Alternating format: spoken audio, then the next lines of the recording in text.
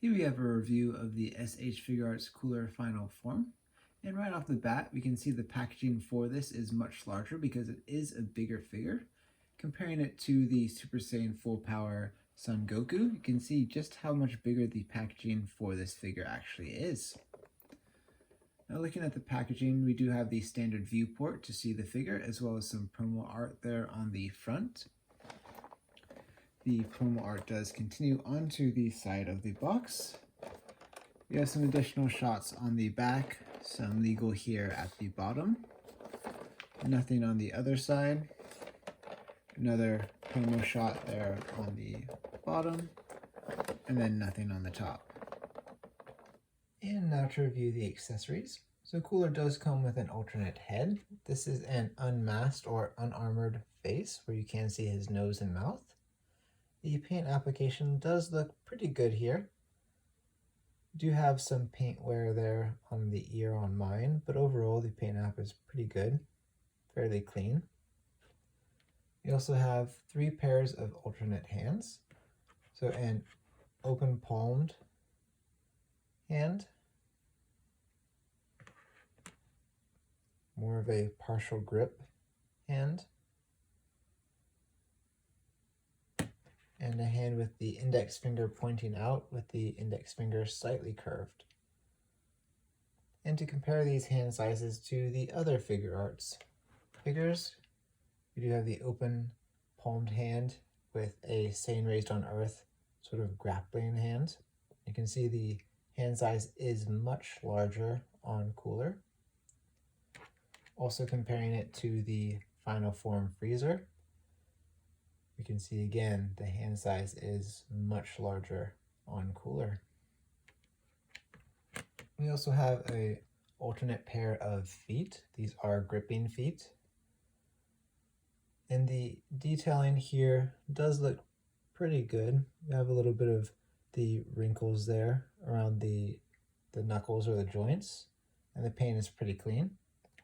Again, comparing this to the final form Freezer, we can see the feet on Cooler are quite a bit larger.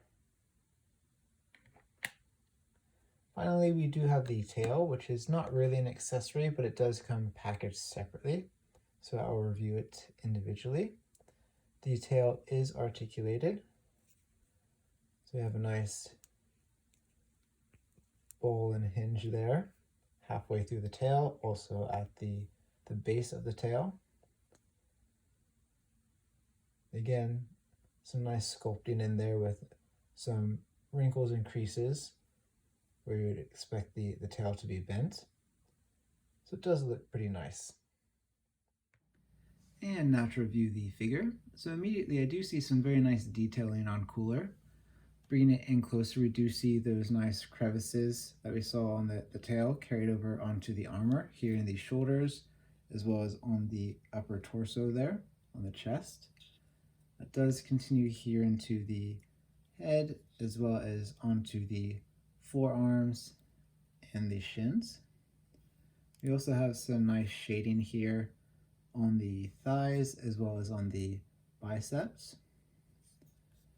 The sculpting does continue onto the back with some spikes there on his back, as well as on the back of the forearms. So the sculpt on this does look really nice.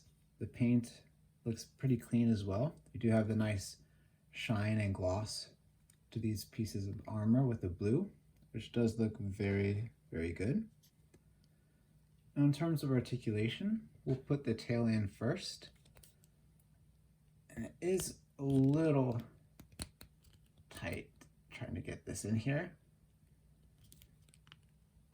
Let's see.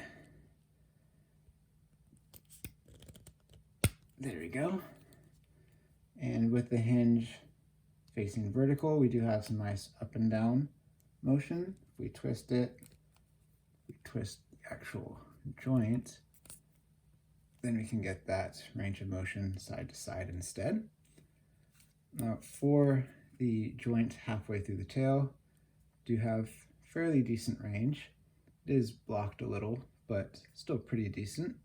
And again, you can twist that to get the side range as well. For the head articulation, So you can look forward pretty dang far, straight down to his nips. You can look up about that much, not too far on the upwards. Our side to side is fairly limited, not a whole lot there. For the shoulders, so this shoulder piece is articulated, so you can move that, which is nice. You can move it out of the way as you're posing him. We do have a butterfly joint here on the shoulder, but we don't have a whole lot of range. We can't really take full advantage of it because you do have this shoulder armor that's restricting that movement. In terms of the arm range of motion, you can do a full 360 there, up more than 90, bicep swivel. Do have a little more than 90 on the elbow, and then the rotate and swivel at the wrist there. For the torso, we can do a very nice crunch. Also, we can look back pretty dang far. Side to side, not too bad. For our hips, can kick up about that far, not quite 90 to the side. Can kick forward full 90.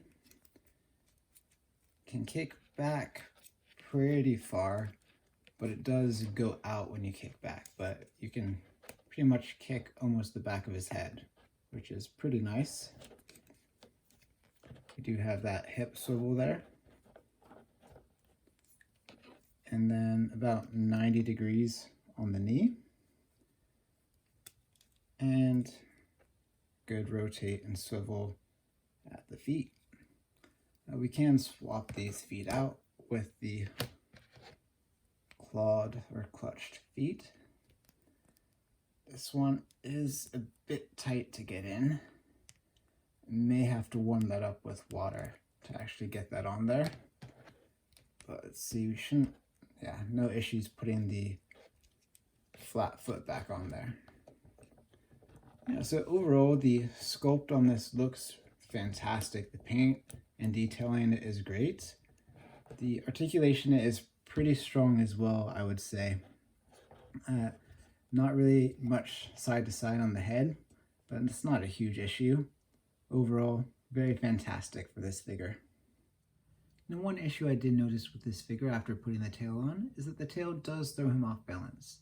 It is a pretty long, fairly hefty piece of plastic that we are attaching to his rear, and as such, it does throw off his equilibrium, making it difficult for him to stand in a straight upright position without support. In this case, I am using the tail as a support. You can see I do have it bent downwards, touching the ground to support his weight, but if I were to change the position of the tail, then he's much more likely to topple over, and he's much more difficult to get him to stand upright.